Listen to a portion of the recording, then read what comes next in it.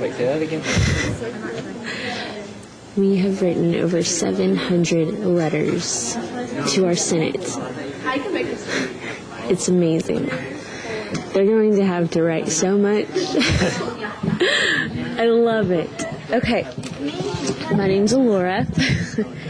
And I heard about Invisible Children about 2 years ago.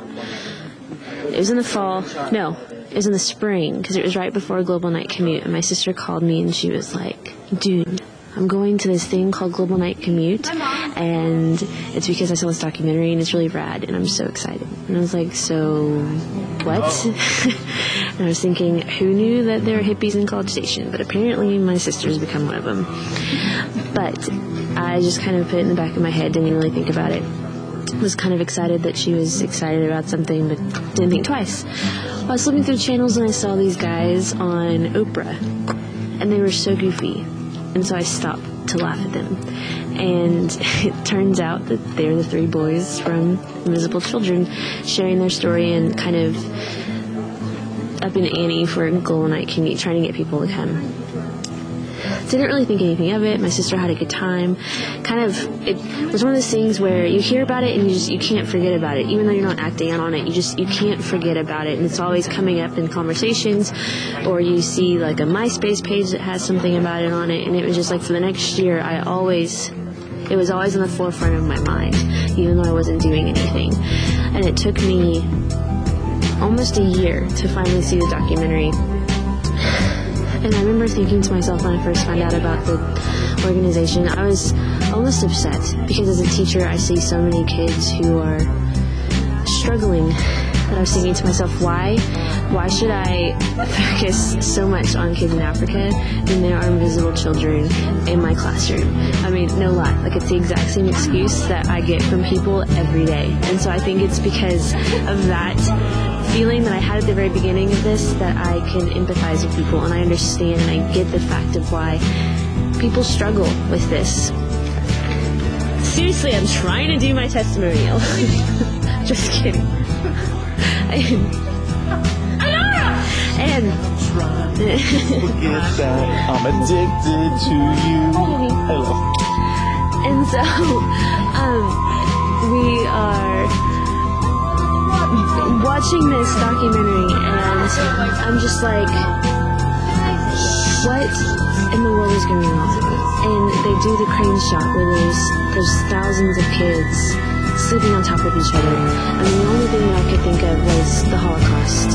And for that to be the connection in my head, my life has never been the same from that point. And my life has never been the same from watching this video.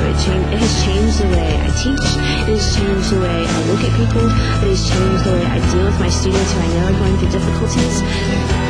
It's, as Lynn Poole and Ben Kesey have said, it's ruined my life in the worst possible... it's ruined my life in the best possible way. And, you know, some of my friends kind of tease me saying I'm obsessed, but it's just more so I'm obsessed with hope. And to me, this is an organization that is so focused on hope and so focused on empowering this generation, on showing them that they can do something. And to see my students gather together, and to see my students be so passionate about a cause that they're willing to be cussed out, and they're willing to be having water bottles thrown at them, and they're willing to cry but not give up. That is why I do this, and that is why I continue to support them, and that is why I'm so passionate about this cause, because I know it can make a difference, and I know because we just wrote 731 letters. Okay. Sean. Charlene. Good guy. So, I don't sound too good because I'm sick, but my story, I guess, I've always been one of those people trying to be like, hey, look at this is cool, you should totally join it, join this, and everyone's pretty sick of me.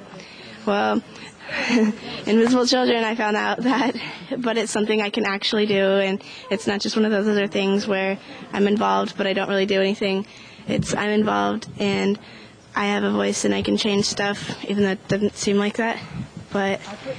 And I try and get people involved They seem like they don't care, but once in a while those people will stick around and they'll tell other people. And I guess that's why I do it, because when another person